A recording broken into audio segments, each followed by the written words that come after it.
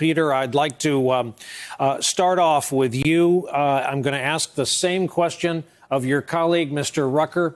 Do you believe, based on power of observation, that the president feels he's in control of any of this narrative?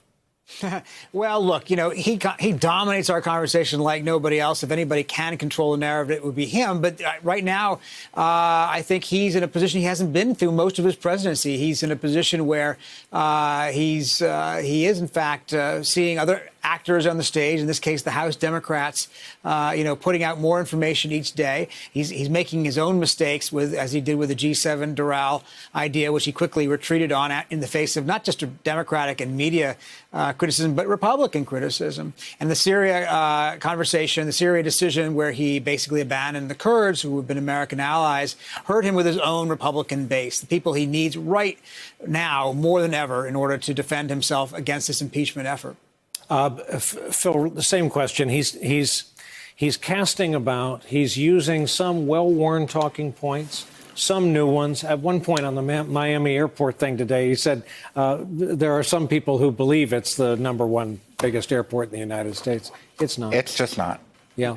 No, I mean, he is not in control right now. In fact, I'd say this is a season of weakness for him on a number of fronts, because he's got Republicans on the Hill who are speaking out about his Syria decision. He's got his own administration officials who are defying his wishes by going up to the Hill to testify as part of this impeachment inquiry. The polling is not in his favor here.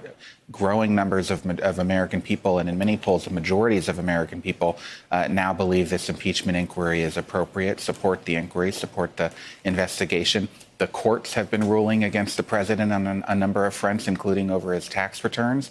And he has no control over the media narrative. He doesn't even have control over Fox News right now. We're seeing more and more commentators on the air and hard news reporting at Fox that is insufficiently pro-Trump in the president's mind. Kim, you might know this feeling. I'm sitting here thinking, where did I read a brilliant piece on this season for the president this weekend? Oh, it was Rucker's piece from the Washington Post over the weekend. Hey, Kim, the president is now going after Romney.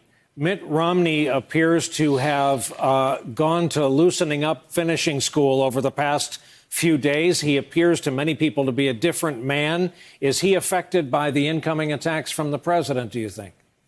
Well, he really isn't, not in the same way that other Republicans on the Hill are.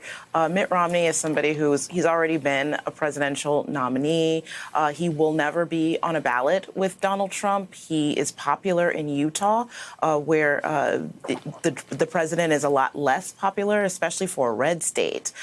So he is in a position where he feels that he has the bandwidth to speak out against him. And folks Republicans who I talked to over the weekend says that he really sees this as a moral duty. Now, recall when Senator Romney came to Washington, it seemed really unclear. He did an op-ed saying that he would speak out to Donald Trump sometimes, but if he agreed with him, he wouldn't. And we really didn't know what role he's playing here. Now he seems to be, through interviews, through his actions, through statements, really setting out a space for himself as somebody who could lead a GOP insurgents. The question is, will there be any other GOP troops behind him if he leads that to do enough to make the president change his behavior or to vote to impeach him?